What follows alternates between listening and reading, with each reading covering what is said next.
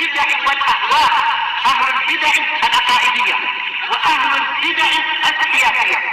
أنا أقول بيننا وبينكم السلف، بيننا وبينكم الكتب، كان فيقول البدع بيننا وبينكم.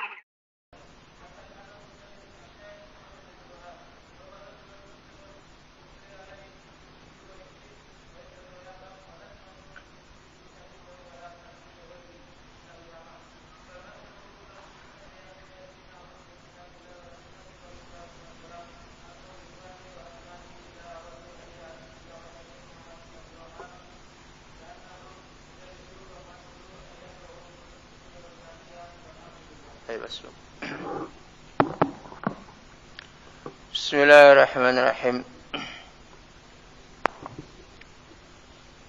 إن الحمد لله نحمده ونستعينه ونستغفره ونعوذ بالله من شرور أنفسنا ومن سيئات أعمالنا.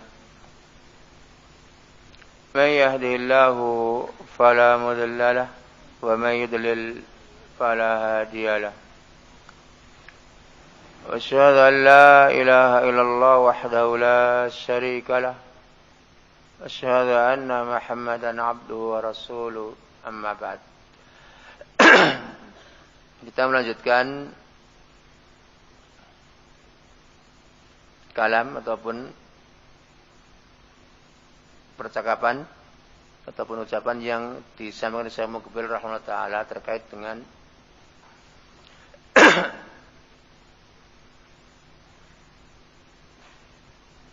pemberitaan yang buruk terhadap dakwah Ahlussunnah wal Jamaah, atau dengan istilah irjafat, menyebar kebohongan dan kedustaan yang melancarkan hal-hal ini atau kebohongan tersebut dari kalangan ahlul bidah, bahkan dari kalangan kufar, seperti yang telah disebutkan diantaranya adalah dari kalangan Syuyu'i, dari para komunis, dari bagian-bagian komunis diantaranya adalah Ba'thiyah dan Nasiriyah, dan dari kalangan Rafidah dan orang-orang Sufi, dan yang lainnya dari ahlul bidah, bahkan kufar, yang menebar kedustaan bahwasanya dakwah Ahlussunnah adalah dakwah yang digambarkan dengan gambaran yang sangat buruk, yaitu dengan istilah Wahabiyah. Kemudian diberikan beberapa kebohongan sebagaimana yang telah kita dengar tadi, iftira, kedustaan, mengada-ngada bahwasanya mereka Wahabiyah adalah membunuh anak-anak kecil, membunuh para perempuan, gampang mengkafirkan kaum muslimin, dan yang lainnya dari beberapa perkara yang telah kita lewati bersama. Dari sini kita akan lanjutkan pertanyaan yang selanjutnya. Qala rahimahullah ta'ala soalus salis. Pertanyaan yang ketiga. Nafaqat haditi ayatul khabithatu ala katsirin minal jahalah. Apa makna nafaqat? Laris atau menerobos. Nafaq itu terowongan. Antum tahu nafaq? Nafaq itu yang banyak di negeri Saudi Arabia. Nafaq. Antum nanti kalau ke Saudi Arabia, ke Mekah, antum akan menjumpai beberapa terowongan yang di sana ditulis dengan nafaq. Nafaq itu adalah terowongan. Maknanya laris atau terowongan, ya terowongan. Dari sini nafaqat maknanya apa? Di ayat provokasi yang sangat buruk ini menerobos dan laku di banyak dari kalangan orang-orang yang bodoh. Wasbahu ya'taqidun. Dengan provokasi yang busuk tadi, mereka menjadi punya keyakinan annal wahabiyah da'watun ila taghyiriddin. Bahwasanya Wahabiyah adalah dakwah mengajak dan mengarah kepada merubah agama. Sehingga mereka sering mengucapkan si fulan membawa agama baru. Tatkala mengingkari kesyirikan, mengingkari kekufuran, mengingkari hal-hal yang terkait dengan kemurtatan, mengingkari bid'ah, mengingkari khurafat, mengingkari maksiat, mengingkari ta'assub, taklid, fanatik dan semisalnya, mengingkari adat yang berlaku pada suatu kaum yang menyelisih Al-Quran dan Sunnah, diingkari. Mereka menyebut bahwasanya itulah mereka-mereka Wahabiyah membawa perubahan dalam agama, merubah agama, atau membawa agama baru. Dan ini sudah perkara yang tidak asing dari ujung dunia ini ke ujung yang lain. Sakurpen donyo. Tuduhan seperti itu. Ini mereka meyakini bahwasanya Wahabiyah dakwatun ila taghayyuriddin. Fama nasihatuka lahum. Kata yang bertanya, maka apa nasihat engkau wahai Syekh Muqbil untuk mereka? Orang-orang yang bodoh tertipu dengan provokasi tadi. Wa ayyu kitabin tadulluhum alaihi, dan kitab apa yang kau tunjukkan supaya mereka itu mengetahui tentang hakikat kebohongan mereka dengan istilah Wahabiyah. Rubbama atlaqu ala kitabil Bukhari wa Muslim wa tafsir Ibnu Katsir anha kutubun wahabiyatun. Rubbama, dakalanya mereka melepas ucapannya, melepaskan lisannya terhadap kitab Sahih Bukhari, Sahih Muslim, tafsir Ibnu Katsir, bahwasanya kitab-kitab itu adalah kitab Wahabiyah. Mafhum? Dan ucapan yang disampaikan oleh beliau yang bertanya kepada Syekh Muqbil di sini, juga beliau sering menyinggung dalam beberapa kitabnya, di antaranya dalam Magharatul Asyrita dan yang lainnya, bahwasanya Sahih Bukhari, Sahih Muslim disebut dengan apa istilah kitab Wahabiyah. Orang-orang Syiah, orang-orang Sufi, orang-orang Syiah ini ketika mendapati seorang talibul ilm membawa Sahih Bukhari, itulah Wahabi. Sahih Muslim itulah Wahabi. Nah, demikian juga tafsir Ibnu Katsir. Bahkan dari kalangan para muqallidin, muta'assibin, kitab Fathul Bari dan yang lainnya, mereka enggak mau membaca kalau cetakan Saudi Arabia. Khawatir akan sudah dikondisikan itu tersebut dengan dijalankan di atas mazhab Saudi katanya. Inilah termasuk perkara-perkara yang disebut dengan istilah apa? Irhab dalam pemikiran. Irhab dalam pemikiran. Teror dalam pemikiran, seperti kitab Syarah Aqidah Tahawiyah. Syarah Matan Tahawiyah disebut dengan akidah Saudi Arabia. Ini dari pihak Jama'atut Takfir. Kenapa? Karena di situ tertera dalam menanggapi tentang seorang hakim yang menghukum di luar hukum Allah, dirinci dengan rincian minimal 3 rincian. Jika menghalalkan atas ilmu maka dia kafir. Jika dia menyamakan dengan hukum Allah maka dia kafir, atau mengatakan lebih afdal. Jika dia meyakini hukum yang dia tegaskan adalah hukum bukan dari Allah SWT dan menyelisih Al-Quran dan Sunnah, tapi dia karena selera, karena kedzaliman, meyakini tentang tidak bolehnya hukum tersebut tapi diterapkan karena hawa nafsu, maka tidak kafir. Ini rincian dari ahlul ilm, ulama kita muasirin di zaman kita ini, dari Syekh bin Baz, Syekh bin Utsaimin, Syekh Muqbil, Syekh Nasir dan yang lainnya. Karena tertera dengan rincian tersebut dalam Syarah Aqidah Tahawiyah, mereka sebut dengan ini adalah akidah Murji'ah, akidah Saudiyah. Ini dari pihak Jama'atut Takfir. Kemudian dari pihak yang lain, dari orang-orang Sufi, Syiah dan komunis, siapapun yang mengingkari kesyirikan, mengingkari bid'ah, katanya apa? Wahabi. Nah, seperti itu. Maka itu di sini dikatakan nafaqat hadidi ayal khabitha ala katsirin minal jahalah.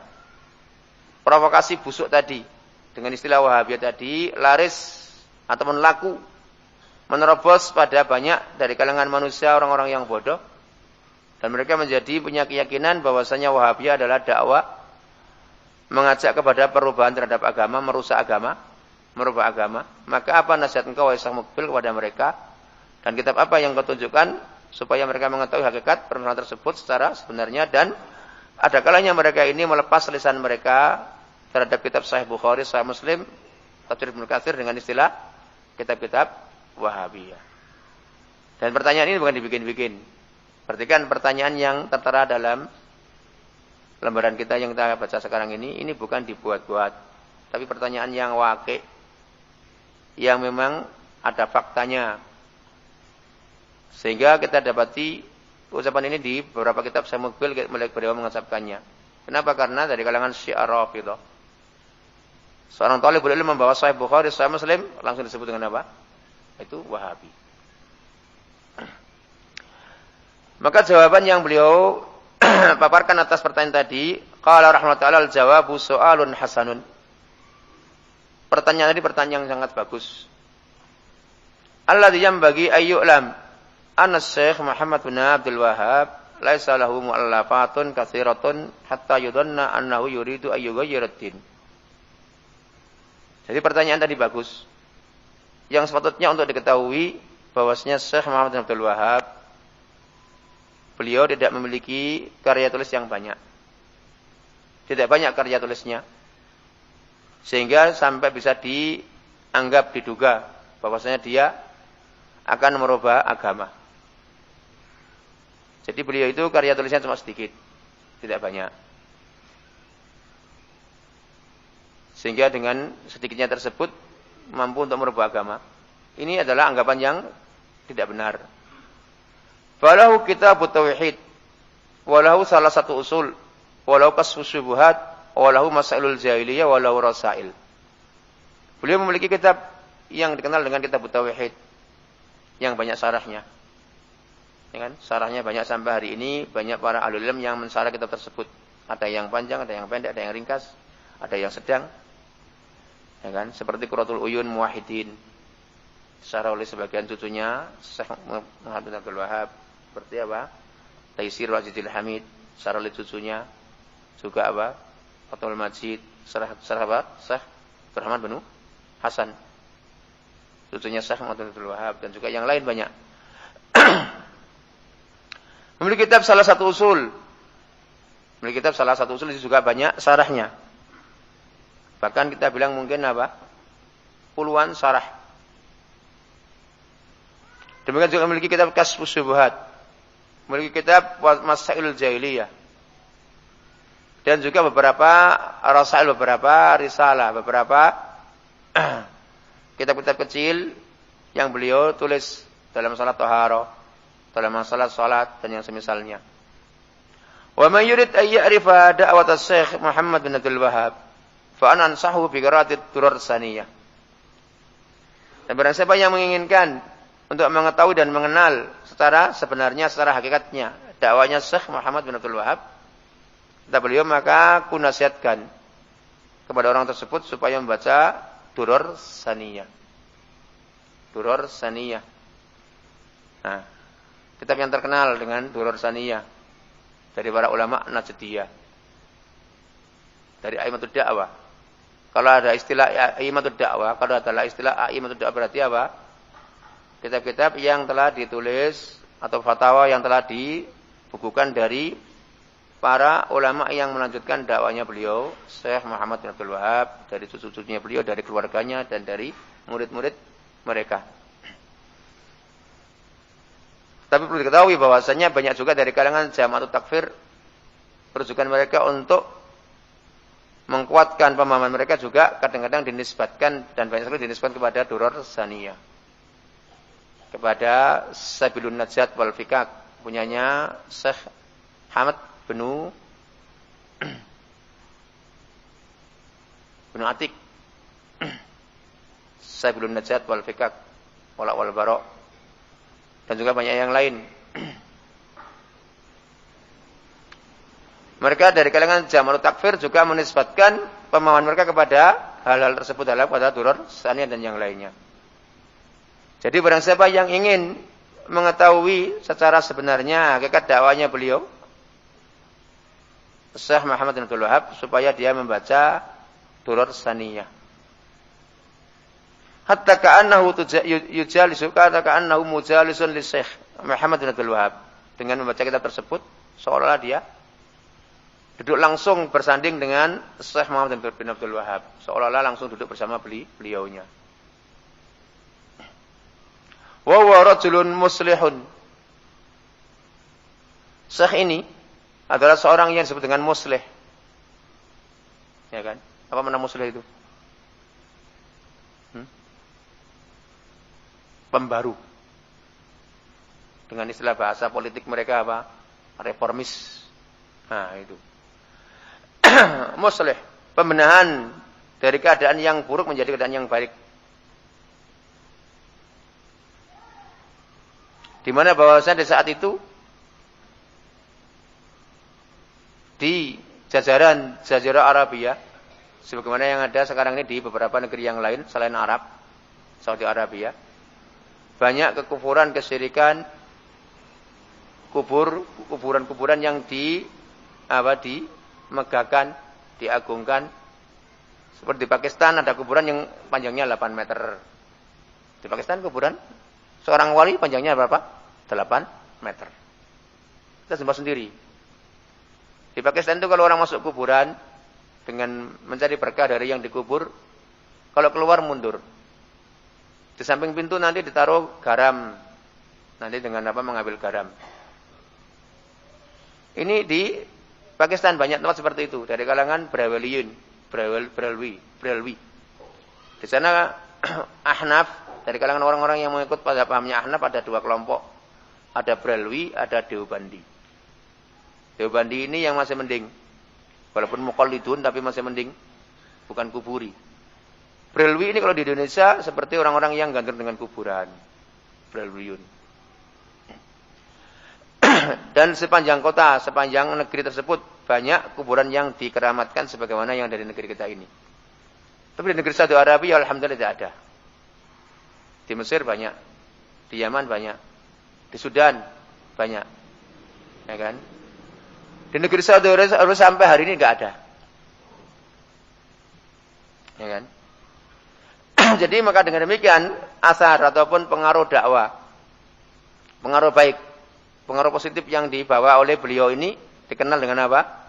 Pembenahan dalam masalah tauhid, masalah akidah.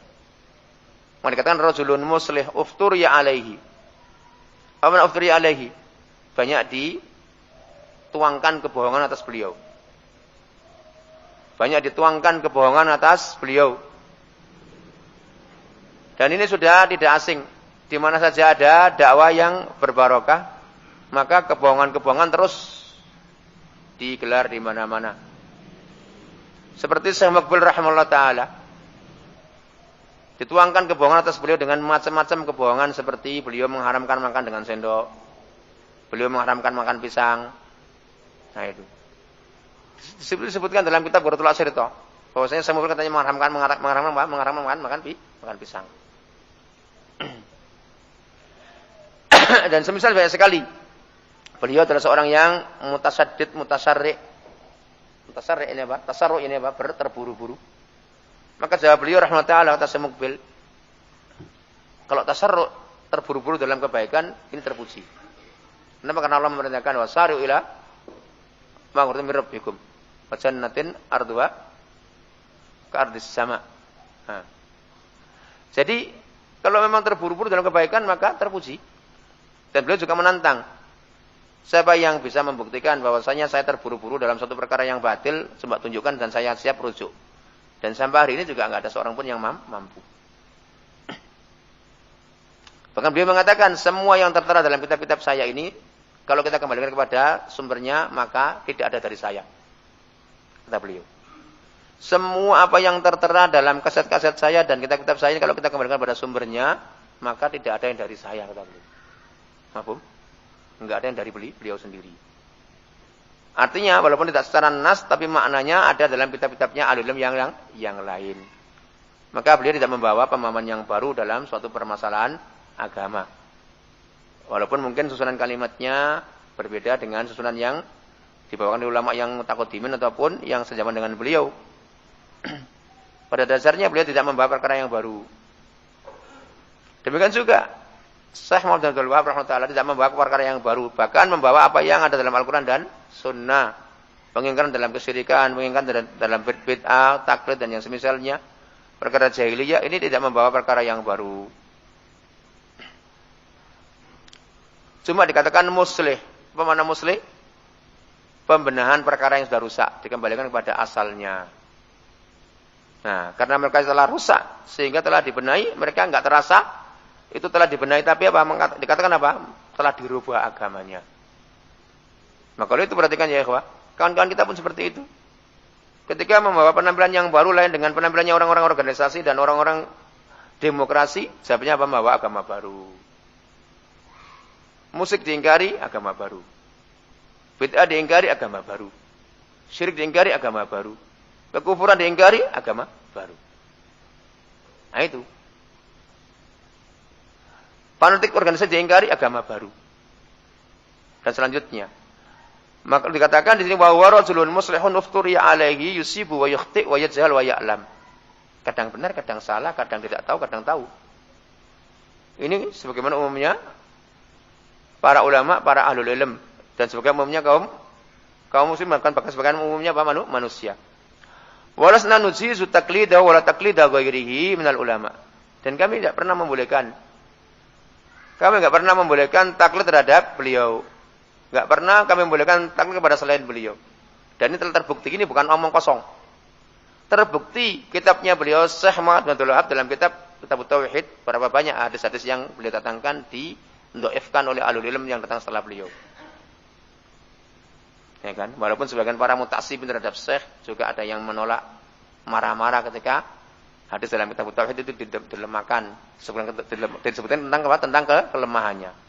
Sebagian para mutaksibin, ya kan? Ketika mendengarkan atau mengetahui ada seorang alim atau seorang thalibul ilm mengatakan dalam kitab Tauhid ada hadis-hadis yang dhaif, marah, enggak terima. Dengan sanadnya dhaif sanadnya, tapi kadang matanya memang matan hadis tersebut syahidnya ada dalam Al-Qur'an, ada hadis yang lain. Tapi secara sanad memang benar dhaif. Secara sanad benar-benar memang lemah, tapi makna hadis tadi secara lafadznya ada syahidnya dari Al-Qur'an dan Sunnah. Ya kan? Ada syahidnya dengan ijma'. Tapi secara syarat memang benar-benar tidak memenuhi syarat hadis yang sahih atau hadis yang dijadikan dibolehkan dengannya untuk berhujjah dengannya. Tapi buktinya ahlul ilm, Syekh Nasir Al-Albani, Syekh Muqbil dan yang lainnya bicara jujur. Ya kan? Bahwasanya beliau bukan muhaddits. Ya kan? Beliau bukan muhaddits. Tapi sebagian yang lain ya kan, marah-marah. Seperti kisahnya apa? Abdullah bin Rafi. Abdullah bin Rafi, orang yang tidak kenal siapa dia orangnya, membuat tulisan banyak sekali celaan terhadap saya Yahya. Karena saya mengatakan bahwasanya Syekh Muhammad Abdul Wahab adalah seorang alim tapi lemah dalam hadis. Marah-marah, sewoten. Nah, kemudian mengatakan, nah itu hajuri. Siapapun seorang alim di dunia ini enggak akan yang kelewatan pasti celah. Ketika menyebutkan bahwasanya Syekh Muhammad Abdul Wahab bukan seorang yang alim dalam hadis, katanya celaan. Padahal kalimat ini bukan dari saya Yahya, beliau cuma meniru dari orang lain saja, dari orang yang sebelumnya, dari Syekh Nasir dan yang lainnya. Cuma kadang-kadang ketika menyebutkan tidak disebutkan apa sumber dari ucapan orang yang mengucapkannya, langsung saja ditikam, nah, kan? Mencela para ulama, Haddadi dan yang semisalnya ketika menyebutkan bahwasanya Syekh Muhammad Abdul Wahab bukan seorang yang alim dalam hadis. Bahkan beliau adalah dalam masalah fikih banyak terjadinya dalam masalah mazhab Hanafilah. Maka kalau itu dikatakan beliau di sini walasna nuzizu taqlidahu wala taqlida ghairihi minal ulama. Dan telah terbukti bahwasanya ahlul ilm dari kalangan ahlus sunnah salafiyin tak pernah ada yang taklid terhadap Syekh Muhammad Abdul Wahab dalam masalah apapun, dalam masalah taruhlah masalah seperti masalah salat. Beliau mengatakan bahwasanya waktu termasuk syarat sahnya salat. Ya kan? Waktu. Ya kan? dalam salah satu. Tapi kita mengatakan bahwasanya bukan. Yang benar adalah bukan syarat, tapi apa? Sebab sahnya salat. Karena kalau kita mengikuti definisi antara sebab dengan syarat akan beda antara makna sebab dan makna syarat. Sehingga walaupun beliau memilih mengatakan bahwasanya waktu adalah syarat sahnya salat, kita mengatakan tidak. Yang rajih adalah kalamnya Syaukani dan yang lainnya bahwasanya waktu bukan syarat tapi sebab dari sebab-sebab sahnya salat. Walaupun konsekuensinya juga dikatakan apa? Sama. Seorang yang salat di luar waktu maka salatnya apa? Batil. Dalam sebuah perkara. Jadi kita nggak pernah mengatakan bolehnya taklid terhadap beliau, tapi kalau beliau kalam yang benar nggak boleh ditolak, ya kan? Seorang muslim nggak boleh menolak, bahkan kafir pun nggak boleh menolak. Jangankan muslim menolak, kafir pun nggak boleh menolak. Paham? Ya kan? Bahkan malaikat pun nggak boleh menolak, nggak mungkin. Kalau benar ya benar, benar indana, benar indallah taala. Bagaimana mau ditolak? Maka kalau itu maka katakan bahwasanya kalau memang benar ucapan tersebut maka dari siapapun kita terima. Bal nansahu kullu muslimin ay ya'khudha dinahu min kitabillahi wa min sunnati Rasulillah sallallahu alaihi wasallam. Dan kami menasihatkan seluruh muslim, seluruh kaum muslimin supaya mengambil agamanya yang bersumber dari kitabullah dan bersumber dari sunnahnya Rasul sallallahu alaihi wasallam. Ansahu ikhwani wa abna'i idza aradu ay ya'rifu da'wat as-Syekh Muhammad bin Abdul Wahhab rahimahullah ka'annahum mujalisuhu wa mu'asiruhu ay yaqra'u turar saniyah walhamdulillah. Maka aku nasihati terhadap kawan-kawanku dan anak-anakku. Maksudnya di sini anak-anak maksudnya apa? Anak didik beliau, bukan anak kandungnya. Anak kandungnya juga anak didik beliau yang juga masuk dalam kalimat wa abna ini. Jika mereka menginginkan untuk mengenal dakwanya Syekh Muhammad bin Abdul Wahhab, maka seolah-olah mereka itu duduk bersama beliau, seolah saja mendengar beliau, maka supaya mereka membaca Durar Saniyah. Alhamdulillahirabbil alamin. Jadi inilah insafnya beliau Syekh Muqbil rahimahullah ya kan dalam apa yang beliau ucapkan sebagaimana telah lalu bahwasanya ya kan Muhammad Al-Amir As-San'ani lebih a'lam daripada siapa? Syekh Muhammad bin Abdul Wahhab rahimahullah. Pada zaman. Jadi San'ani rahimahullah secara kafa'ah ilmiah lebih menguasai lebih luas daripada apa yang dimiliki oleh Syekh Muhammad bin Abdul Wahhab ta'ala. Tapi dakwah beliau didukung dengan penguasa didukung dengan pedang. Dakwanya Syekh Muhammad bin Abdul Wahhab didukung dengan apa? Dengan pedang sehingga menyebarnya yang sangat kuat, tidak ada lawan yang mampu mengobok-ngobok, menggoncangkan. Didukung dengan pedang. Seandainya dakwah Ahlussunnah ini didukung dengan senjata hari ini, maka sungguh akan segera menyebar ke sepenjuru alam. Tapi mereka yang bersenjata rata-rata apa? Memusuhi dakwah tersebut. Seandainya di sana ada tank, ada mortir, ya kan? Kemudian apa pesawat-pesawat yang mereka pesawat-pesawat perang dan semuanya untuk mendukung dakwah ini, nah, maka akan menyebar kemana-mana dan ahlul bidah akan apa? Akan ciut pikiran mereka. Tapi kenyataannya tidak. Bahkan sekarang ini kekuatan bersenjata rata-rata adalah untuk melawan dakwah. Dakwah ini sebagaimana yang terjadi di Damaj akhir-akhir ini. Sebelumnya yang pernah kita alami sendiri di Kunar, ya kan? Kekuatan bersenjata, ya kan? Digunakan untuk melawan dakwah tauhid dan melawan ahlu tauhid. Sehingga maka hasilnya beda. Kalau di Saudi Arabia, sebelum berdirinya negeri Saudi Arabia, ya kan, dakwanya beliau didukung dengan apa? Dengan pedang. Nah, maka hasilnya beda. Sementara di Yaman, ya kan, di Yaman penuh dengan Syiah. Syiah masuk Yaman sejak tahun apa? Sejak kapan? Sejak abad ketiga. Nah, Syiah masuk ke Yaman sejak abad ketiga. Sudah bercokol di sana sejak hari itu. Nah, maka beda hasilnya dengan dakwah yang ada di Hijaz, di Najd. Kenapa? Karena pendukungnya adalah mereka yang membawa kekuatan bersenjata. Baik, maka itu kita doakan saja semoga mereka-mereka yang memiliki kekuatan bersenjata ini mendukung dakwah. Baik, sama kita kemarin tadi. As-su'alur rabi', pertanyaan yang keempat. Dzakarta kutubul madaris. Nah, dzakarat kutubul madaris, bukan dzakarat kutubul madaris anna da'wata Syekh Muhammad bin Abdul Wahhab fi bidayatiha kanat da'wat tauhidin haqqan. Wa idza an ittasalat bi ali Saud. Nah, fi ali Saud sarat da'watan sia-siatan. Hal ada sahih? Pertanyaan yang keempat. Kutubul Madaris, yakni kitab-kitab yang sudah menjadikan kitab yang sudah muqarrar. Kitab apa? Kitab yang apa? Terkait dalam masalah sejarah. Yang menjadi kitab muqarrar itu. Kurikulum yang ada di sebagian madrasah-madrasah. Dalam kitab-kitab tersebut, ini maksudnya kitab sejarah di sini. Bahwasanya dakwanya Syekh Muhammad bin Abdul Wahab di permulaannya adalah dakwah tauhid dengan sebenarnya. Nah, ketika sudah dakwah ini punya hubungan dengan keluarganya Suud, ya, keluarga kekuasaan, keluarga raja, maka menjadi dakwah politik. Apakah ini benar? Perhatikan, hal ada sahih, apakah ucapan tadi benar? Artinya analisa tadi apakah benar? Jawabannya al-hukumat fi jami'il bilad al-islamiyah tashabul umur li salihiha wa li salihil kursi al-karasi. Ini tengok ini.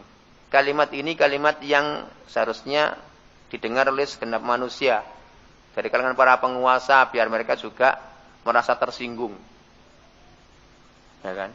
Supaya mereka itu sama tersinggung, kalau terima ya alhamdulillah, kalau enggak terima juga biar apa? Biar direnungkan. Karena mereka yang merasakan sendiri, yang tahu tentang hakikat diri mereka sendiri dan tingkah laku mereka sendiri. Hukumat, pemerintah-pemerintah dalam semua negara-negara Islam tashabul umur, tashab, menarik perkara-perkara tadi, menyeret perkara tadi untuk apa? Untuk kepentingannya dan untuk kepentingan kursi-kursi mereka, kedudukan mereka. Sahaba yashabu, apa namanya apa? Menyeret. Menyeret suatu urusan itu untuk suatu kepentingannya dan kepentingan kedudukan mereka. Ini bukan dalam suatu negeri Saudi Arabia saja, tapi hukumat fi jami'il bilad islamiyah. Pemerintah-pemerintah di seluruh negara-negara Islam. Urusan-urusan itu, ya kan, mereka itu pegangi untuk kepentingan dunia mereka dan kepentingan kursi-kursi mereka, ini kedudukan mereka. Lakin ana as'aluka ayyuhal qail, kan, tapi aku bertanya kepada engkau, wahai orang yang bertanya tadi, hal tastati'u al-hukumah Saudiyah an tughayyira kitab at-tauhid aw tughayyira kasf asy-syubuhat aw tughayyira masail jahiliyah aw tughayyira hadhil kutub? Kan, tapi aku bertanya kepada engkau, wahai orang yang bertanya tadi, apakah pemerintah Saudi Arabia mampu akan merubah kitab tauhid, atau mampu merubah kasf asy-syubuhat, atau mampu merubah kitab masail jahiliyah, atau mampu merubah kitab-kitab ini? Enggak akan mampu. Iya toh?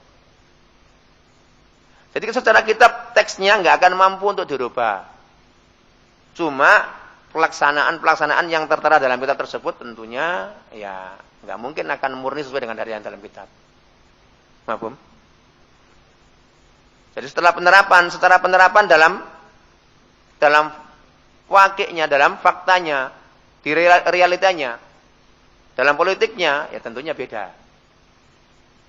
Nah, jadi kitab-kitab tadi memang diajarkan, dijadikan kitab muqarrar, kitab kurikulum, tapi penerapannya akan hasilnya beda. Kenapa? Karena tadi ada yang mengedepankan kursinya, mengedepankan kedudukannya, mengedepankan apa? Kepentingan dunianya. Sehingga apa yang tertera dalam kitab tadi tidak akan bisa diterapkan secara utuh. Ya, sebagai kitab yang disebut dengan muqarrar, muqarrar, kurikulum yang memang sudah paten di situ. Tapi penerapannya beda. Mahfum? Nah, seperti di negeri kita ini, di Mahkamah Syariah, pengadilan-pengadilan agama. Rujukan yang tertera di sana di antaranya adalah Fiqh Sunnah, punyanya Said Sabiq. Tapi apakah kemudian di situ diterapkan seperti itu? Enggak. Kadang yang laku apa? Suap. Yang laku apa? Suap. Perceraian, suap. Pernikahan, suap. Dusta dan yang semisalnya. Nah itu. Walaupun di antara referensi dan rujukannya katanya mungkin fikih Sayyid Sabiq, fikih sunnah. Ya kan? Seandainya itu saja mungkin mending. Tapi pelaksanaannya dalam penerapannya maka akan hasilnya beda. Maka kalau itu perhatikan ucapan beliau, ucapan yang benar-benar ucapan yang sangat jujur. Jarang orang yang mampu mengucapkan seperti ini dari seorang alim. Kadang ucapannya dibikin ngelambiar. Bukan setegas apa yang beliau ucapkan. Katanya, makanya saya mulai mengatakan, aku enggak mendapati tempat yang seperti yang ada di Damaskus ini. Bebas aku berkata apapun yang aku katakan.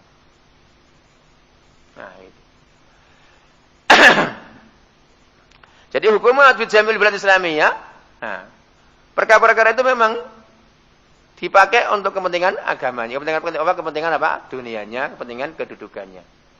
Tapi secara hakikatnya negara Saudi Arabia secara politiknya enggak akan mampu merubah kitab tauhid, enggak akan mampu merubah kitab khususiat, enggak akan mampu merubah apa? Masail jahiliyah. Tapi dalam birokrasinya tentunya beda penerapannya. Baik. La tastati'u, enggak akan mampu. La tastati'. Nah, hukum Saudiyah enggak akan mampu. Fada'watus Syekh rahimahullah taala la yastati'u ahadun ayyughayyiraha. Maka dakwanya Syekh Muhammad bin Abdul Wahab enggak ada seorang pun yang akan mampu merubahnya. Enggak ada seorang pun yang akan mampu merubah. Kenapa? Karena faya da'watun min kitabillah wa min sunnati Rasulillah sallallahu alaihi wasallam ila kitabillah wa sunnati Rasulullah sallallahu alaihi wasallam. Dakwah dari kitabullah. Dakwah dari sunnahnya Rasulullah SAW kepada kitabullah, kepada sunnahnya Rasulullah sallallahu alaihi wasallam. Beliau tidak mengikat manusia dengan dirinya. Ini rahasianya yang perlu diketahui. Beliau enggak pernah mengikat manusia dengan dirinya, dengan kelompoknya, dengan organisasinya, dengan negerinya, enggak pernah. Tapi beliau mengikat manusia yang membaca kitab beliau diikat dengan dalil. Maka kalau itu perhatikan seorang alim, seorang dai, siapapun dia orangnya, berapapun di mana dia berada, maka harus mengikat orang itu dengan dalil, jangan diikat dengan apa? Dengan dirinya. Kalau orang itu diikat dengan dirinya, maka diajak dengan fanatik. Ibaratnya seperti orang organisasi, maka menjadi hizbi, enggak terasa. Selama menyelisih dirinya, siapapun dia orangnya dilawan, dihabisi. Walaupun benar lawannya. Nah, ini namanya apa? Dakwah mengajak kepada dirinya, bukan kepada kitabullah dan sunnahnya Rasul sallallahu alaihi wasallam. Jadi dakwahnya beliau Syekh Muhammad bin Abdul Wahab tak pernah mengikat manusia kepada dirinya, tapi diikat dengan dalil. Baik. Soal khamis, pertanyaan kelima. Muhammad bin Abdul Wahab kharaja 'ala al-hakim Muslim bal 'ala al-khilafah Islamiyah anadaka. Wa amara bil ma'ruf wa na'a 'anil munkar bil yad.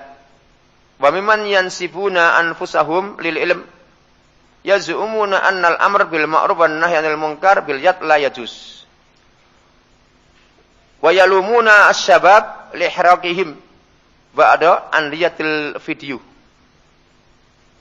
was-sinimah wa ba'dal afrah allati yakunu fiha syurbu khamr wa hasis wa nisa yarkusna ariyat fal tagyirul munkar bil yad waridun kama fa'ala Syekh Muhammad bin Abdul Wahhab am hadza yahrumu fi zamanina kama yaz'umu ba'dun nas wa yaqulun yakfi al-lisan. Pertanyaan kelima, Muhammad bin Abdul Wahhab rahimahullah taala berontak atas seorang hakim muslim. Bahkan berontak terhadap khilafah Islamiyah. Maksudnya di mana ini? Khilafah apa? Utsmaniyah yang ada di Turki. Perhatikan di sini. Ini banyak sekali manusia yang selama ini diantaranya adalah HTI dan Ikhwanul Muslimin dan Haraki dan Aklani dan orang-orang yang memiliki tujuan. Mereka menisbatkan kepada beliau Syekh Muhammad bin Abdul Wahab adalah seorang yang keluar dari seorang hakim muslim. Mendirikan negara sendiri. Di saat itu ada negara yang negara Islam yang khilafah Islamiyah yang berdaulat di mana di Turki. Dari sini maka dakwah beliau adalah dakwah Khawarij. Nah, perhatikan. Nah itu. Dan sampai hari ini banyak kita dengar. Bahkan sebagian orang yang dari kampung Sugihan ini juga ada yang mengomentari seperti itu. Dan ini jawabannya. Dan bukan semua kitab di sana ditemui jawaban seperti ini. Ini ada jawabannya ini. Biar antum nanti nggak repot-repot menjawab, ini sekarang ikuti. Dan beliau memerintah dengan kebaikan, memerintah kebaikan, melarang dari kemungkaran dengan tangan. Dan dari orang-orang yang menisbatkan diri mereka kepada ilmu, mereka punya anggapan bahwasanya al-amru bil ma'ruf wa nahyul munkar dengan tangan enggak boleh. Dan mencela para pemuda dikarenakan mereka itu membakar sebagian alat-alat alat musik seperti video, sinema itu film. Nah. Dan sebagian tempat-tempat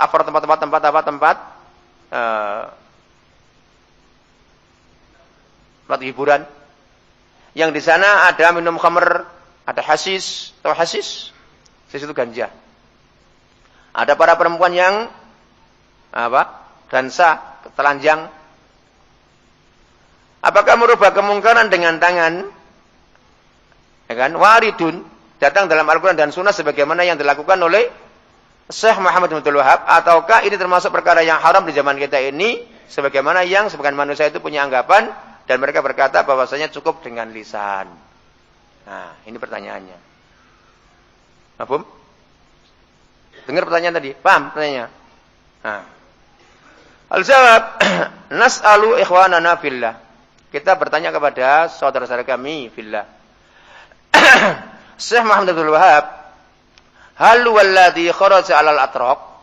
Amal atraq humul ladzina aradu ay yaktahimu najdan wa yadummuha ila hukumatihim wa dzalika ba'da wafatihi. Pertanyaan kepada saudara-saudara kami, kata beliau, Syekh Muhammad bin Abdul Wahhab, apakah dia yang berontak terhadap atraq negeri Turki, yaitu khilafah Islamiyah, ataukah mereka orang-orang atraq itu yang ingin menerjang Najd, menguasai Najd supaya mereka itu bergabung kepada pemerintahan mereka.